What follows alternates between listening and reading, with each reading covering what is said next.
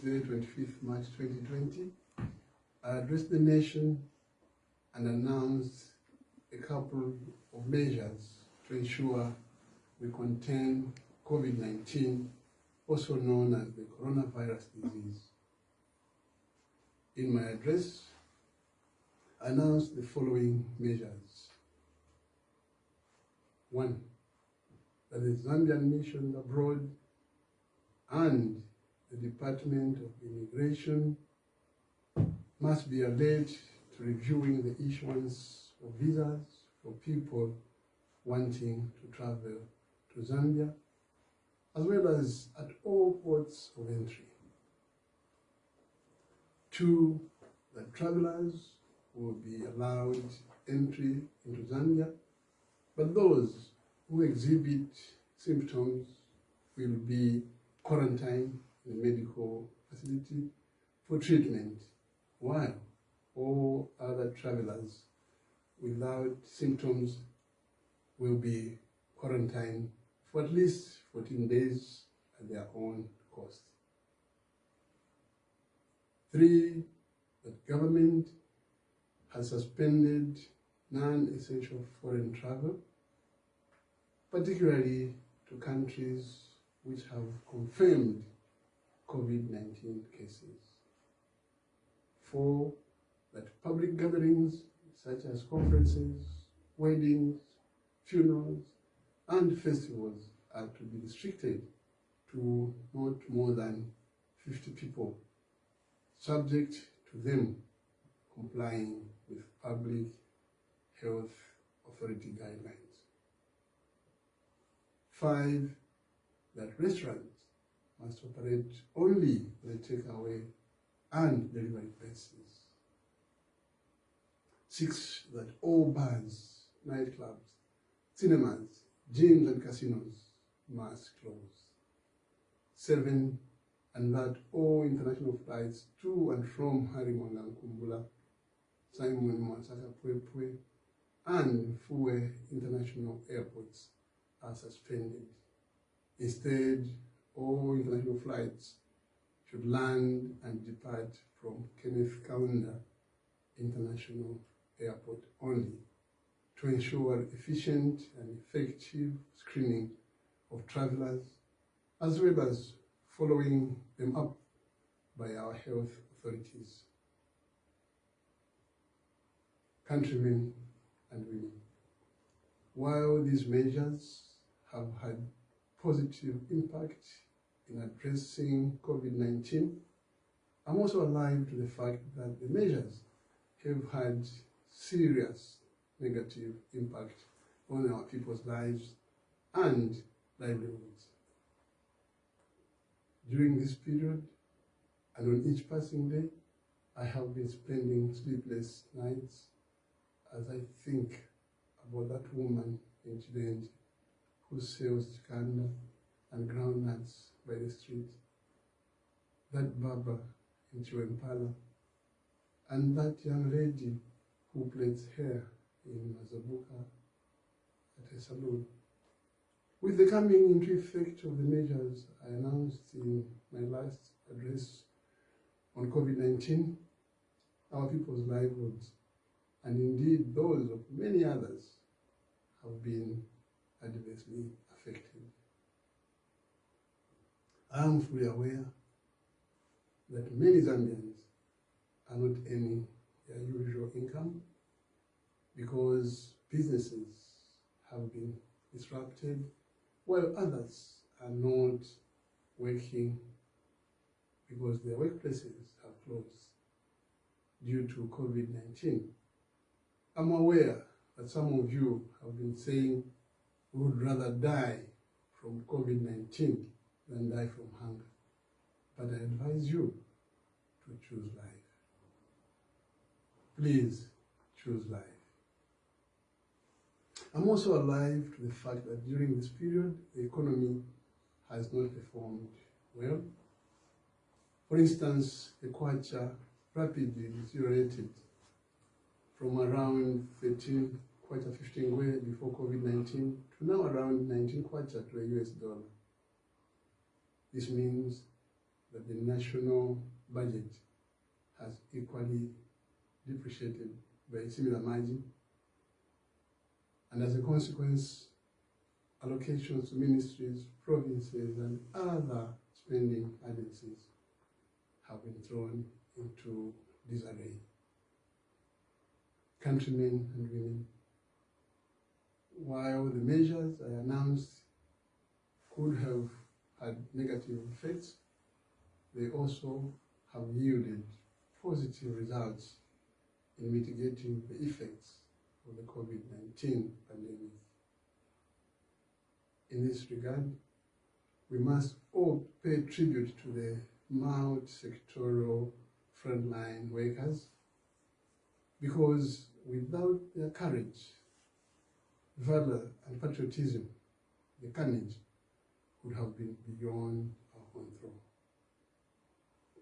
Despite many of us tending to express ourselves too much and publicizing ourselves too much and trying to be the heroes of our nation, COVID-19 has shown and taught us that an integrated, coordinated, multi-sectoral response which cuts across all boundaries of any form, across political divide, creed, race, or color, can yield desired results. As we pay tribute to our frontline workers of different disciplines, such as doctors, nurses, police officers, border control personnel, and cleaners, among others, we must also ensure that they are protected and availed personal protective equipment, PPEs, so that we do not endanger their lives while they are saving our lives. Clearly, the victories we have scored in the recent past as a nation are anchored on unity of purpose among all players towards the war against COVID-19 pandemic. Yes, we lost a young man who was full of life, an enterprising businessman to COVID-19. My heartfelt condolences go out to his family. Our health workers did what they could, but unfortunately, he could not make it. May his soul rest in peace. Countrymen and women, let me draw your attention to today's statistics about COVID-19 pandemic in Zambia. Today, 17 patients have been discharged, and out of 82 tests conducted in the last 24 hours, no new positive cases have been reported in the last 24 hours. This marks the 7th consecutive day with no new positive case recorded in Zambia. Therefore, our cumulative numbers are as follows. Total number of COVID-19 cases recorded in Zambia remain at 39, with 1 death, 24 discharges. Currently, 14 patients are admitted, among them 2 on the Copper Belt. All patients under quarantine or isolation are stable, except for a 74-year-old man whose condition has been unstable. The Ministry of Health is currently investigating a suspicious death that occurred in the University Teaching Hospital on Thursday, 8 April 2020, and government will revert with further information on this particular case. Countrymen and women, the major threat to our response is complacence. There is clear evidence from other countries that after a period of 0 recordings of COVID-19, there is always a possibility of resurgence of cases, particularly when control measures are relaxed. There is still an opportunity to sustain these gains that we have attained to date and preserve the country's health security by scaling up interventions that have proven to be effective, such as the ones we have instituted in our country. Countrymen and women, arising from the successes recorded in the last 2 weeks, I now extend the period of the current measures to another 2 weeks, depending on how the pandemic evolves. Countrymen and women, the following personal and social behavioral conducts must be adhered to by all citizens in addition to those I announced a fortnight ago. 1. All citizens are advised to ensure that they wear face masks at all times, particularly in public places such as markets, buses, bus stops, and shopping malls. 2. All citizens are reminded to practice high levels of personal hygiene, like washing or sanitizing hands frequently. 3. All citizens are reminded to cover their mouths with a flexed elbow when coughing. 4. All citizens are reminded to use tissue when sneezing and carefully dispose of it in a bin. 5. All citizens are reminded to avoid touching their faces and not to shake hands. 6. All citizens are reminded to observe social distancing every time and everywhere while limiting movements. Please stay home in order to stay safe. Countrymen and women, let us clean and disinfect frequently touched objects and surfaces. Let us, if possible, stay at home, and most of all, let us practice social distancing. I know that we have poorly adhered to social distancing based on many reasons, including socio-economic factors. So if we cannot stay apart from each other as prescribed by the health experts, for example, in minibuses and markets, please ensure that you use face masks as a minimum standard. Countrymen and women, besides human-to-human transmission, as recently observed in our country, it has been noted after medical analysis that the next threat of the spread of the COVID-19 pandemic is dependent on how we manage businesses among our borders with regard to cross-border traders, truck drivers, and travelers in general. Efforts must be put in place to ensure that we strictly monitor all our borders and systematically screen, test, and quarantine all incoming travelers in a coordinated or multi-sectoral manner. Countrymen and women, Cabinet has approved a contingent budget for COVID-19, and I would like to appeal to all ministries, provinces, and spending agencies to strictly adhere to the provisions of the Public Finance Act in the application of the resources being appropriated.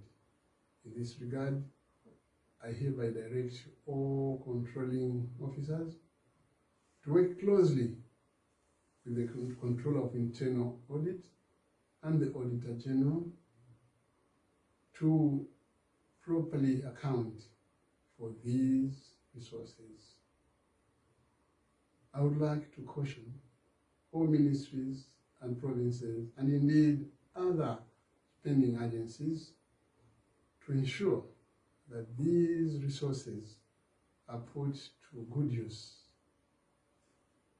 Cabinet Office should streamline cost centers and provide direction by way of aligning resources to the COVID-19 contingence programs and budget. All COVID-19 resources, whether in kind or in monetary form,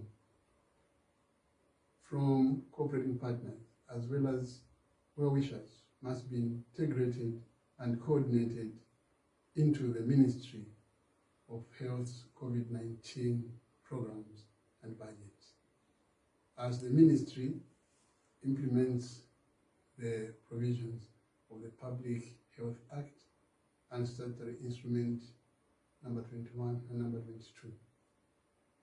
I expect all ministries which are major cost centers to prioritize beneficiaries of these resources above everything else, and these include the welfare of frontline personnel, purchase of medical supplies, and public protective equipment, logical support to assist in the enforcement of measures and other matters that will enable us achieve our objective of winning this battle against COVID-19. Countrymen and women, in view of the current impact of COVID-19 on the economy, my government is implementing the following measures as an initial intervention. 1, the government has released 2.5 billion kwacha to reduce domestic arrears owed to domestic suppliers of goods and services. The money also includes the reduction on outstanding arrears to pensioners under public service pension fund and retirees who are claimants under the Ministry of Justice. It will also reduce outstanding third-party arrears and other employee-related commitments. My heart bleeds to see pensioners in misery at various ministries waiting in vain to get their dues.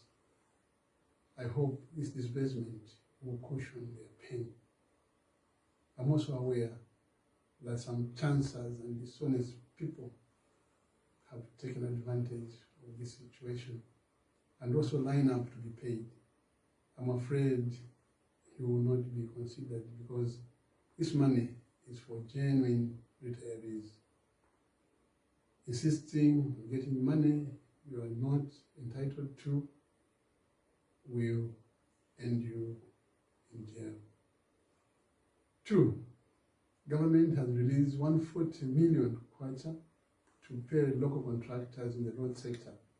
These resources will ensure that Zambian contractors and suppliers are not thrown out of business. 3, government has removed provisions of Statutory Instrument number 90 relating to the claim of VAT on imported spare parts, lubricants, and stationery.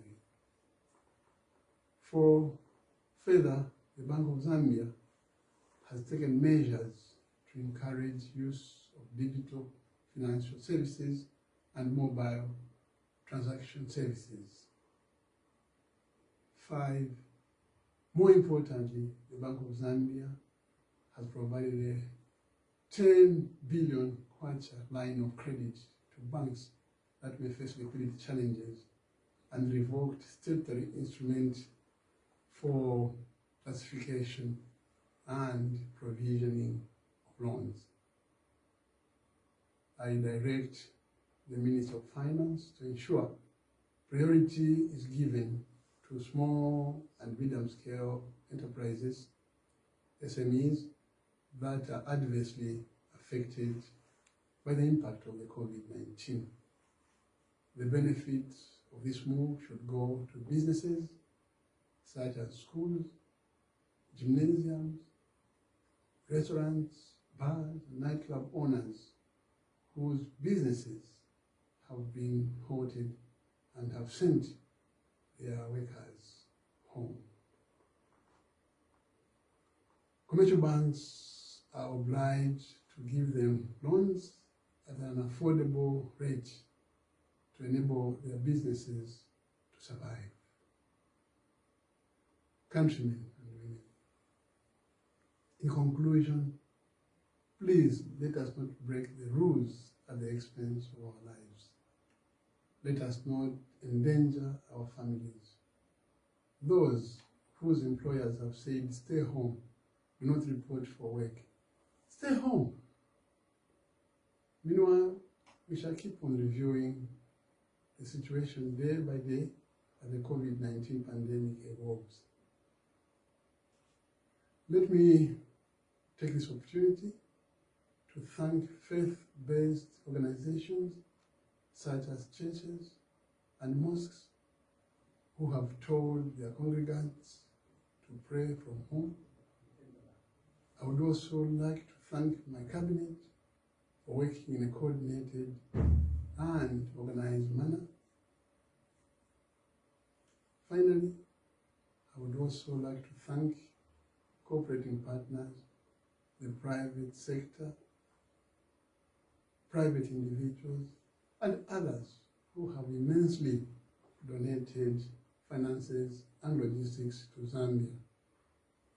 Lastly, but not the least, let me also thank the media for sensitizing the public on the COVID-19 pandemic, and you, the Zambian people, for your support, cooperation, and unity as we together fight this war.